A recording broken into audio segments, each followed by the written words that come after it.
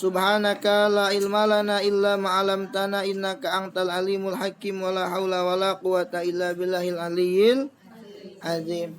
Ibu-ibu yang saya hormati, yang saya muliakan semuanya, alhamdulillah pada malam ini seperti biasa kita berkumpul kembali insyaallah. Mudah-mudahan dengan perkumpulan kita jadi sabab turunnya rahmat Allah Subhanahu wa taala, serta tidak pulangnya kita dari tempat ini melainkan sudah terhapuskan dosa-dosa kita semua oleh Allah Subhanahu wa taala. Ibu-ibu yang saya hormati, yang saya muliakan, pada malam ini insyaallah kita akan membahas mengenai tentang sholat 5 waktu. Nah, sholat 5 waktu ini adalah sholat yang diwajibkan oleh Allah Subhanahu wa taala kepada kita selaku umat Nabi Muhammad sallallahu alaihi wasallam. Maka barang siapa yang meninggalkan sholat 5 waktu, maka orang tersebut telah melakukan dosa besar, ya. Bahkan dikatakan lebih besar daripada dosa berzina, ya. Salah satu di antaranya dosa besar adalah meninggalkan sholat. Jangan dianggap enteng, jangan dianggap remeh. Sebab semahal segala ekonomi kita ini, ya, barang-barang pasar dan lain sebagainya, musibah begitupun juga banyak dan lain sebagainya. Musibah entah apa model musibahnya, ini semuanya disebabkan kebanyakan dari dosa orang-orang yang meninggalkan sholat, ya. Dan sampai dikatakan di hadis yang lain bahwasannya satu orang atau satu waktu kita meninggalkan sholat, maka siksaan bagi orang tersebut jika dia mati sebelum tobat satu waktu 500 tahun di api neraka. Lumayan. Maksud setahun lama juga. Itu selalu satu waktu, ya. Nah, ibu yang saya hormati, yang saya muliakan, maka karena itu Allah Subhanahu wa taala pun juga memerintahkan kepada kita supaya wasta'inu bis-sabri was-shalah, ya. Ya ayyuhalladzina amanu wasta'inu bis-sabri was-shalah. Jadi wahai orang-orang yang beriman, ista'inu, memohon pertolonganlah kalian semua kepada Allah Subhanahu wa taala bis-sabri was-shalah. Jadi yang pertama bis-sabri dengan sabar. Yang kedua was-shalat dengan melakukan sholat. Nah, sabar ini sebagian ulama menafsirkan bahwa dengan puasa. Jadi kalau kita punya hajat, punya keinginan, punya tujuan dan lain sebagainya, maka perbanyaklah puasa yang pertama.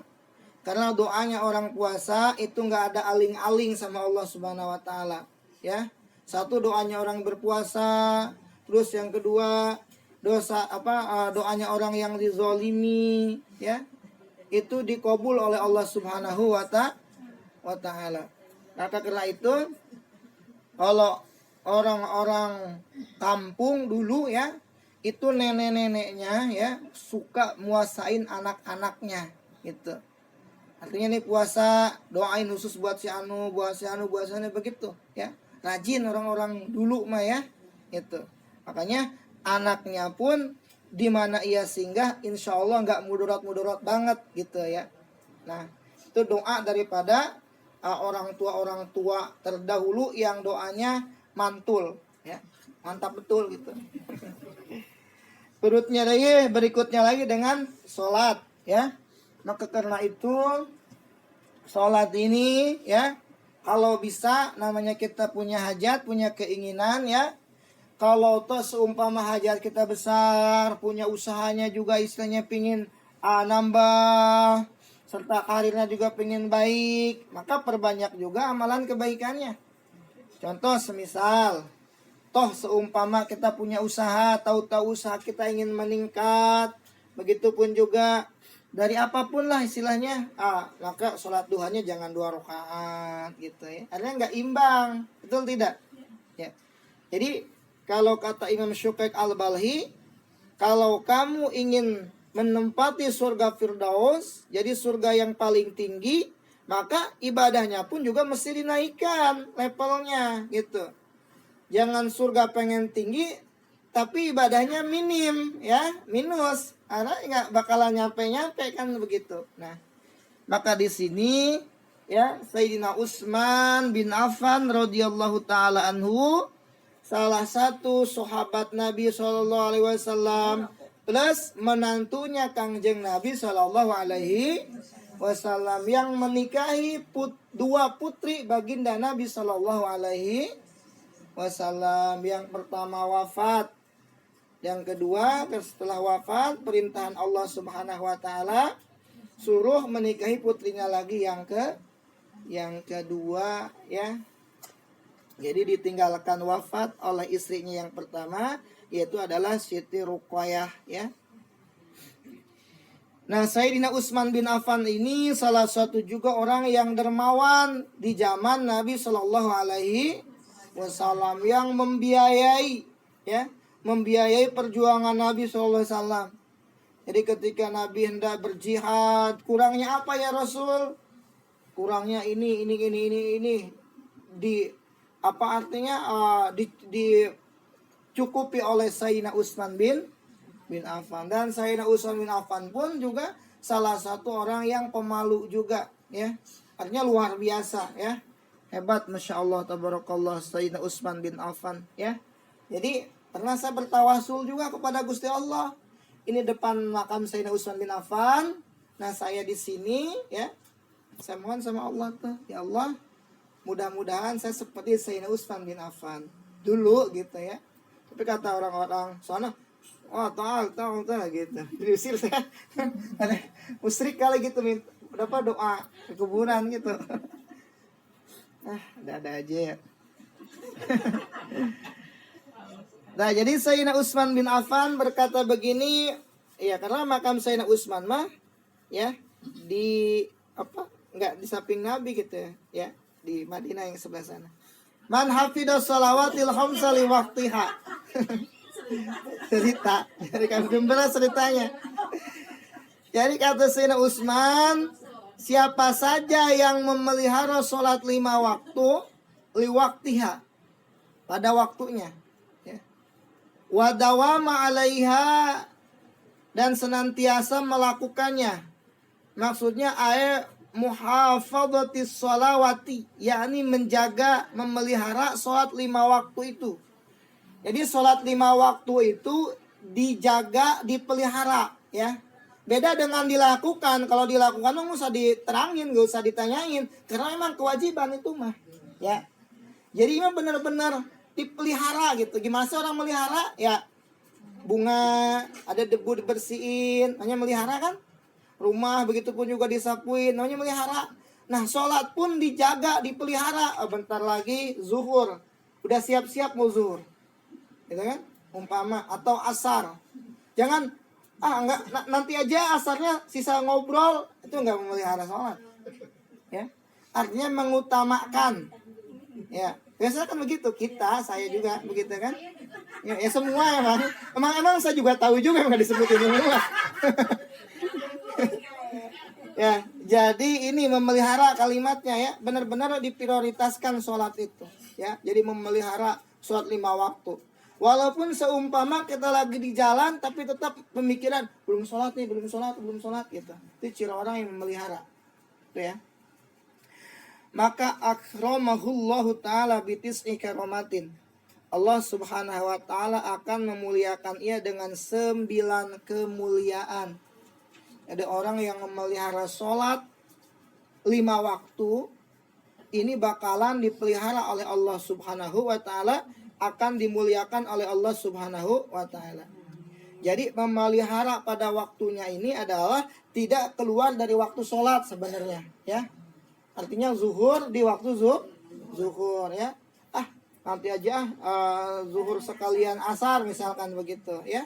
Atau masanya mepet ke waktu yang akan habis waktu itu ya. Apalagi asar, subuh itu kalau bisa di awal.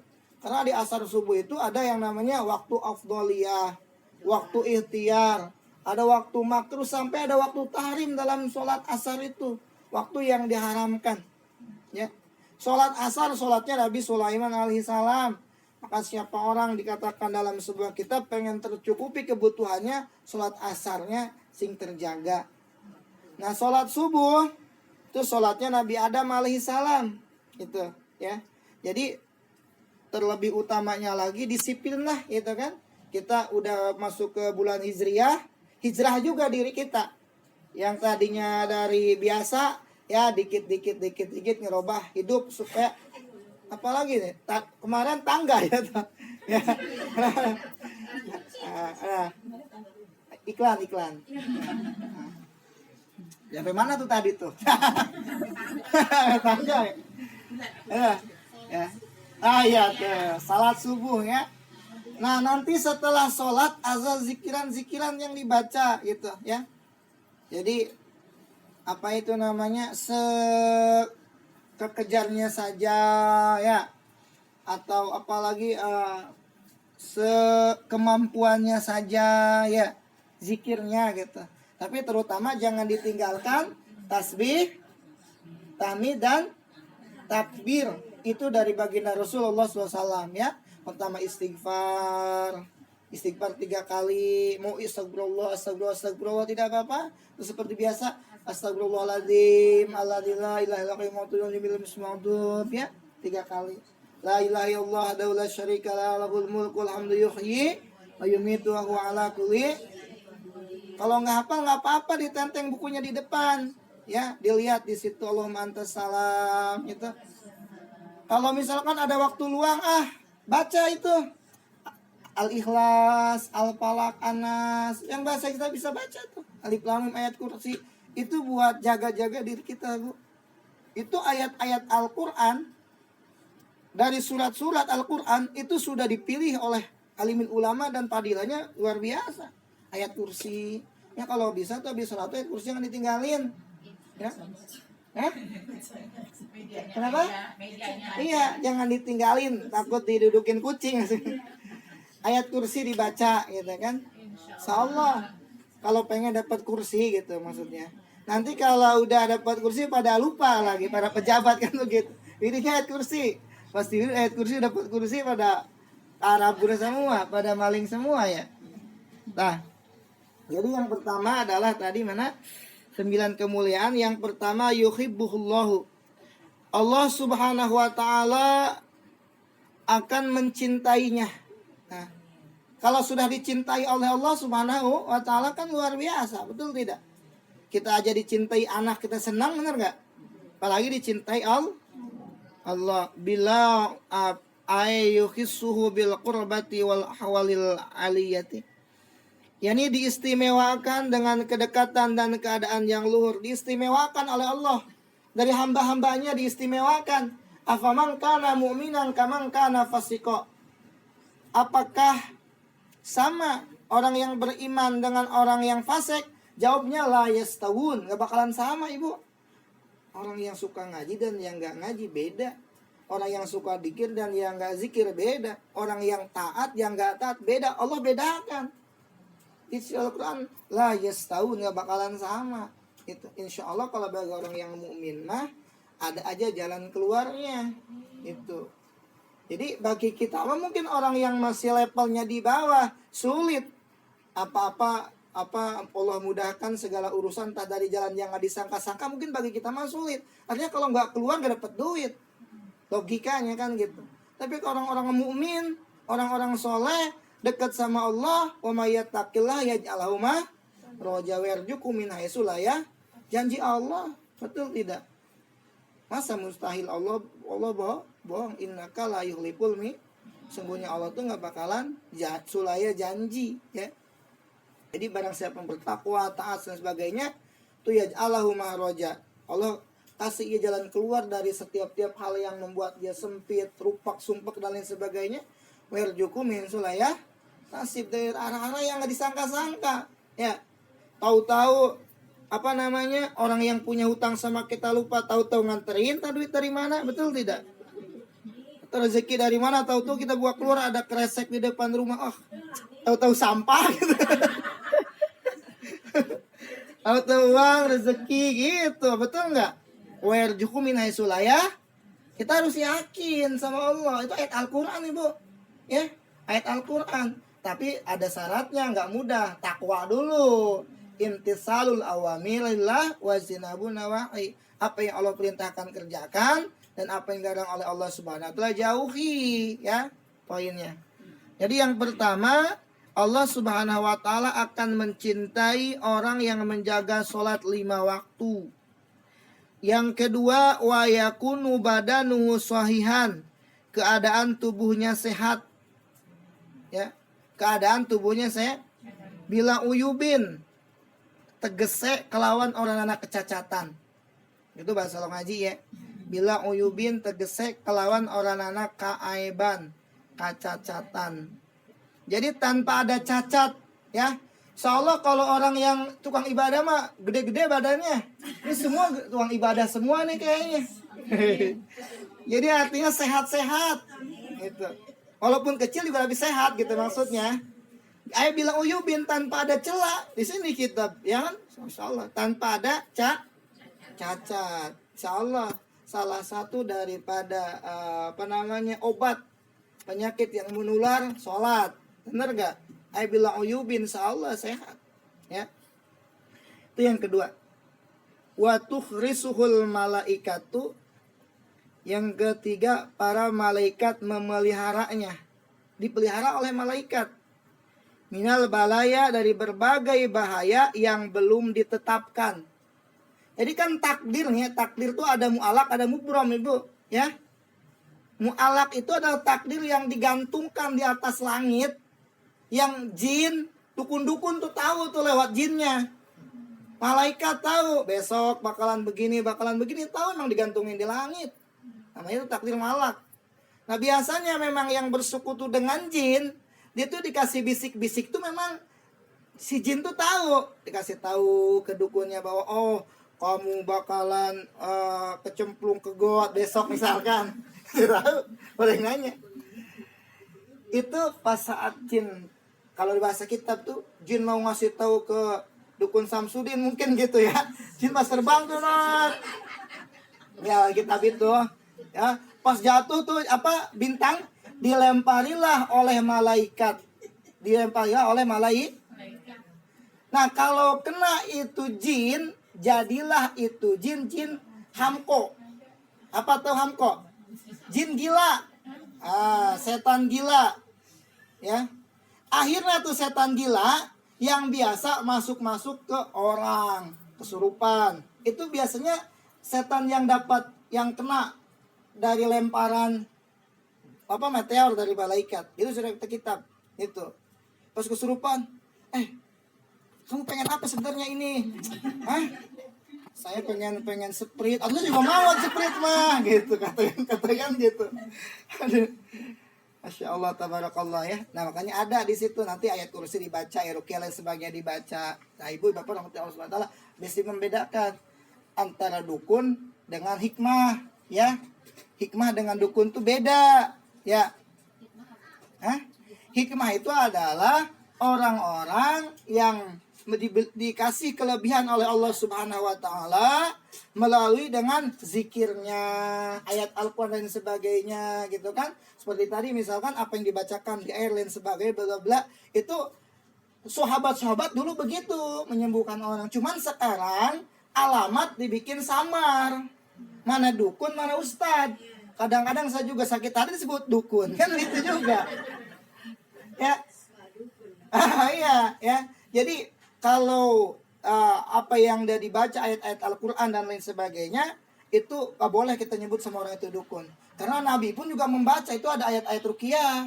Itu gak boleh, terkecuali memang orang itu tadi pakai kejawen dan lain sebagainya, bla bla bla. Apalagi dia bersekutu dengan itu, baru. Makanya sekarang bingung, susah membedakan mana ustadz, mana dukun. Kadang penampilan dukun tuh malah lebih parah daripada ustadz. Betul enggak? Makanya besok ustadz pakai helm kalau ngaji, biar beda gitu. Yang ketiga, dijaga, dipelihara oleh malaikat dari berbagai bahaya yang belum ditentukan. Misalkan besoknya mau kena musibah, dijaga oleh malaikat. Yang keempat, watan jilul barokah, yaitu turunnya keberkahan. Ay khairul kasir, yakni kebaikan yang berlimpah di rumahnya. Jadi di rumah kita, ya, di rumah kita itu insya Allah menjadi khairul kasir. Jadi akan berlimpah keberkahan di rumah kita. Wa yadharu ala wajhi sima solihina ay alamatuhum, dan tampak jelas di wajahnya tanda-tanda orang yang soleh. Jadi kalau orang itu rajin ibadah, ya, itu tanda-tandanya ketingali. Tahu ketingali nggak? Kelihatan, ya, manis gitu. Di sini manis-manis semua ini. Masya Allah. Iya, karena awas hati-hati banyak gula.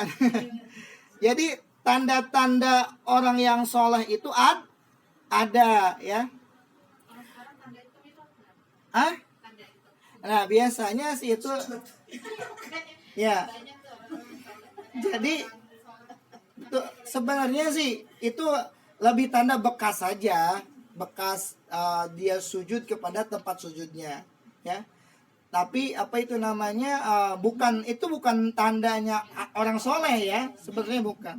Tapi itu tanda bekas dia tempat sujudnya. Mungkin tempat sujudnya agak kasar ininya, gitu kan? Apa sih namanya? Karpetnya, ya. Iya. Ya. Kalau pengen sekali sujud sih gampang, sujudnya di batu aja udah. Ya.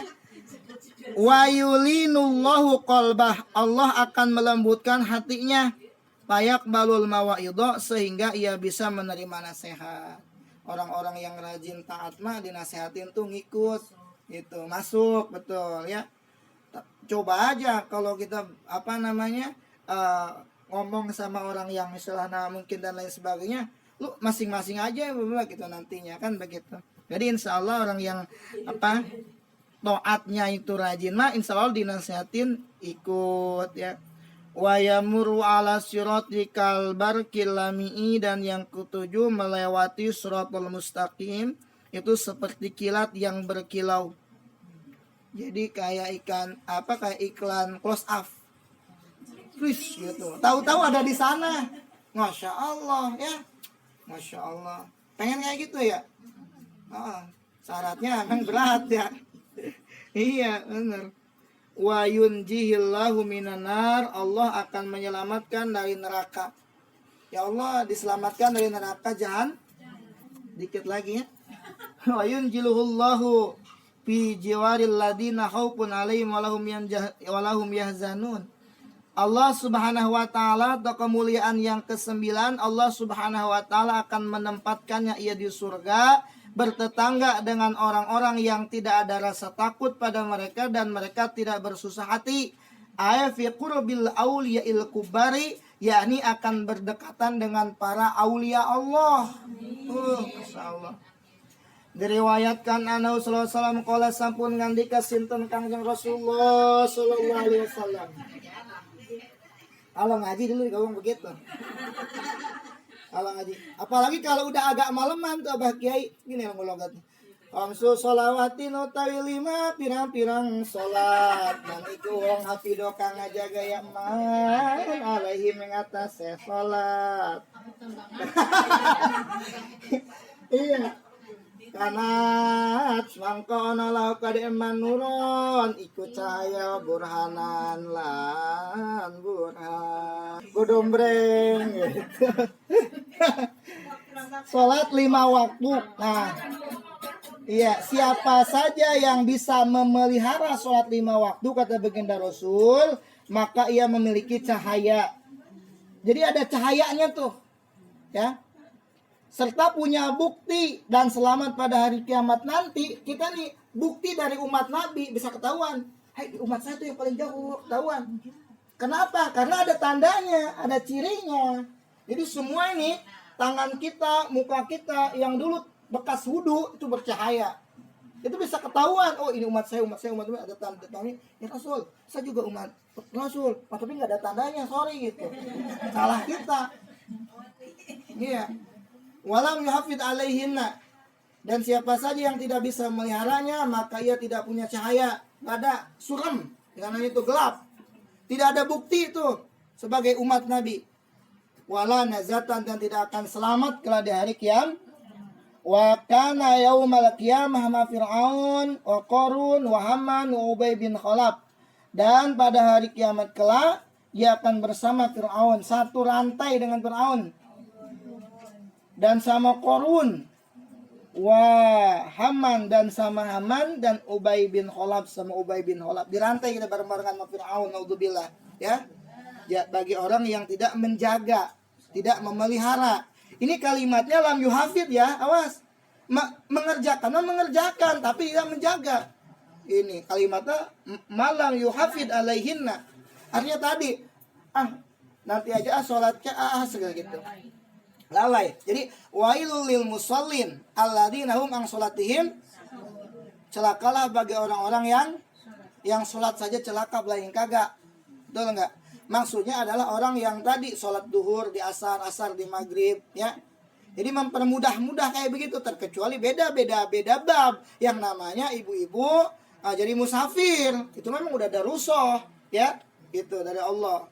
Udah duhur, tidur nanti aja sholatnya apa itu namanya sebelum asar misalkan. Mau tahu-tahu tidurnya kebluk. Duhur kagak bangun, dosa itu tidurnya haram, ya.